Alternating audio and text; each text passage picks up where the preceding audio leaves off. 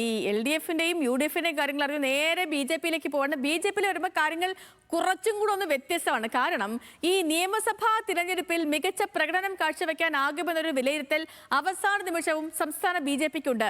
പക്ഷേ കേരളത്തിൽ മുന്നണി രാഷ്ട്രീയം കൊണ്ട് മാത്രമേ ജയിക്കാനും ഭരിക്കാനും കഴിയൂ എന്നൊരു വിലയിരുത്തലാണ് BJP ദേശീയ നേതൃത്വത്തിനുള്ളത്. വിലയിരുത്തി താമര.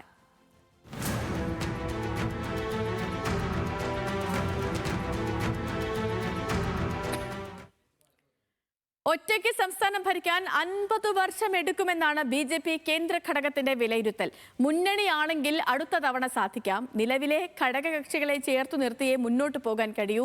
നേമം, കഴക്കൂട്ടം, പാലക്കാട് തുടങ്ങിയ മണ്ഡലങ്ങൾ പോലും ചിലപ്പോൾ ഘടകകക്ഷികൾക്ക് നൽകേണ്ടി വരുമെന്നും BJP കേന്ദ്ര നേതൃത്വം വിലയിരുത്തുന്നുണ്ട്. രുചീഷ് വി രവീന്ദ്രൻ വിശകലനങ്ങളുമായി നമുക്കിപ്പം തത്സമയം ചേരുന്നു. Rucheesh V Raveendran, good evening. Good evening. ഇത്തവണ ഈ സംസ്ഥാനത്ത് ഒരുപാട് താമരകൾ വിരിയുമെന്നും BJP ഒരു കറുത്ത കുതിരയാകുമെന്നും ഒക്കെയാണ് സംസ്ഥാന ഘടകത്തിന്റെ വിലയിരുത്തൽ. BJP സംസ്ഥാന അധ്യക്ഷന്റെ പറച്ചിലുമൊക്കെ അങ്ങനെയാണ്. ആ ഇടത്താണ് കേന്ദ്രത്തിന്റെ ഈ നിരീക്ഷണങ്ങൾ കൂടി വരുന്നത്, അല്ലേ? അതെ സേതുലക്ഷ്മി, ഏറ്റവും പ്രധാനപ്പെട്ട കാര്യം, മുൻപ് നമ്മൾ ഇത് പറയുമ്പോൾ നമുക്കറിയാം കഴിഞ്ഞ തവണ തെരഞ്ഞെടുപ്പിലേക്ക് വരുമ്പോൾ 35 സീറ്റ് നേടും എന്നൊക്കെ പറഞ്ഞ ആ BJP അല്ല ഇപ്പോഴത്തെ BJP എന്നത് നമുക്കറിയാം. അത് തദ്ദേശ തെരഞ്ഞെടുപ്പിൽ ഒരുപക്ഷെ വോട്ടിംഗ് ശതമാനത്തിന്റെ കാര്യത്തിൽ വലിയ മുന്നേറ്റമൊന്നും ഉണ്ടാക്കാൻ സാധിച്ചില്ല എങ്കിൽ കൂടി ചരിത്രത്തിൽ ആദ്യമായി അവർക്കൊരു മേയറെ കിട്ടിയ ഒരു തെരഞ്ഞെടുപ്പാണ് കഴിഞ്ഞു പോയത്. അതിനുശേഷം വരുന്ന ഒരു തെരഞ്ഞെടുപ്പ് എന്ന ഒരു പ്രത്യേകതയുണ്ട്. ലോക്സഭാ തെരഞ്ഞെടുപ്പിലാകട്ടെ വലിയ മുന്നേറ്റം BJP ഉണ്ടാക്കിയിട്ടുണ്ട്. അതുകൊണ്ട് തന്നെ അടുത്ത ഒരു ഘട്ടത്തിലേക്ക് പോകാൻ അത് നമുക്കറിയാം. അത് 2026 എന്ന തെരഞ്ഞെടുപ്പല്ല BJPയുടെ ലക്ഷ്യം. അത് 2031 എന്ന തെരഞ്ഞെടുപ്പ് ലക്ഷ്യം വെച്ച് തന്നെയാണ് ഇത്തവണ പോലും BJP ഒരു മുന്നൊരുക്കം നടത്തിയത് എന്നതാണ് ശ്രദ്ധേയമായ കാര്യം.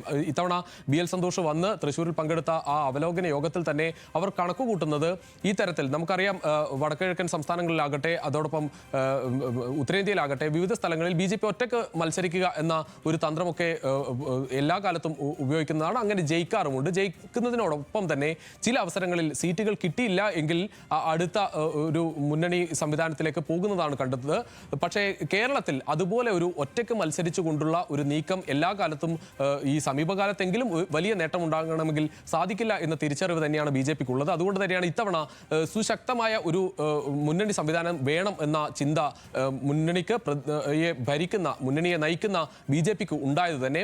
ഇത്തവണ അതുകൊണ്ട് വലിയ ഒരു ഇളവാണ് സത്യത്തിൽ 2020 അടക്കം പുതിയതായി പാർട്ടി മുന്നണിയിലേക്ക് വന്ന പാർട്ടി എന്ന നിലയിൽ 2020-ക്കൊക്കെ വാരിക്കോരി സീറ്റുകൾ കൊടുക്കുന്നതാണ് കണ്ടത്. ഏറ്റവും പ്രധാനപ്പെട്ട കാര്യം, തൃപ്പൂണിത്തുറ പോലെ വലിയ ഒരു മുന്നേറ്റം BJP ഉണ്ടാക്കിയ നഗരസഭ പിടിച്ച ഒരു സ്ഥലത്ത് പോലും സീറ്റ് മാറ്റിയത് BJPക്കുള്ളിൽ വലിയ പ്രശ്നങ്ങൾ ഉണ്ടായിട്ടുണ്ട്.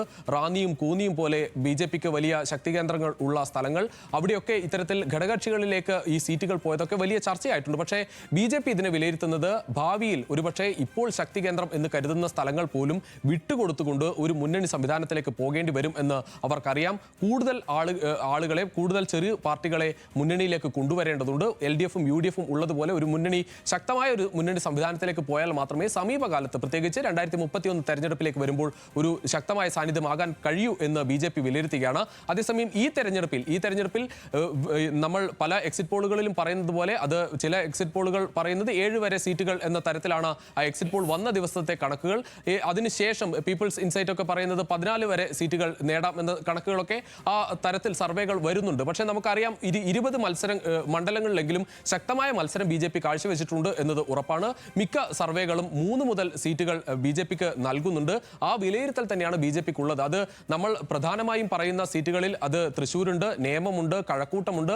അത്തരം മണ്ഡലങ്ങൾ, പ്രധാനപ്പെട്ട മണ്ഡലങ്ങൾ, പാലക്കാട്, മഞ്ചേശ്വരം, കാസർഗോഡ് പോലുള്ള പ്രധാനപ്പെട്ട മണ്ഡലങ്ങൾ, ചാത്തന്നൂർ അടക്കമുള്ള മണ്ഡലങ്ങൾ, ഇവിടെ നിന്ന് ഒരു 3 സീറ്റെങ്കിലും വിജയിക്കാനാകുമെന്ന പ്രതീക്ഷ BJP നേതാക്കൾ പങ്കുവയ്ക്കുന്നു. ഏറ്റവും പ്രധാനപ്പെട്ട കാര്യം, സംസ്ഥാന അധ്യക്ഷന്റെ നേതൃത്വത്തിൽ, രാജീവ് ചന്ദ്രശേഖറിന്റെ നേതൃത്വത്തിൽ പുതിയ നേതൃത്വം വന്നപ്പോൾ അത് BJPയിൽ ഇതുവരെയുള്ള സംസ്ഥാനത്തെ നേതാക്കൾക്കൊക്കെ ഈ ഒരു നേതൃമാറ്റം അത് വലിയ പൊട്ടിത്തെറിയിലേക്കൊന്നും കാര്യങ്ങൾ പോയില്ല എങ്കിൽ കൂടി തെരഞ്ഞെടുപ്പിന് ശേഷം ഈ ഫലം കൃത്യമായി ഒരു വിജയത്തിലേക്ക് പോയില്ല എങ്കിൽ അത് വലിയ തർക്കത്തിലേക്ക് കാര്യങ്ങൾ പോകും. നേതൃമാറ്റത്തിലേക്കുള്ള ആ തരത്തിലേക്കുള്ള ചർച്ചകൾക്ക്, പരാതികൾക്ക് കാരണമാകും. അതുകൊണ്ട് തന്നെ വലിയ ഒരു വിജയം എല്ലാവരും പ്രതീക്ഷിക്കുന്നുണ്ട്. സംസ്ഥാന അധ്യക്ഷൻ തന്നെ അത് പറയുന്നു. വലിയ മികച്ച വിജയം എന്നത് മാത്രമല്ല, BJPയുടെ വിലയിരുത്തൽ ആ തരത്തിലാണ്. രുചീഷ് രവീന്ദ്രനാണ് വിശകലനം നടത്തിയത്.